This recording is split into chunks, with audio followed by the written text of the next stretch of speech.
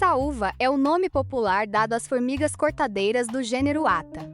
Famosas por cortarem folhas e carregarem para dentro de seus ninhos, elas não comem o material vegetal, mas o utilizam para cultivar um fungo que é sua verdadeira fonte de alimento.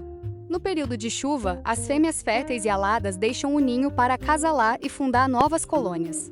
As tanajuras fazem parte da culinária tradicional brasileira, especialmente nas regiões Norte e Nordeste, onde são consumidas torradas ou em farofas.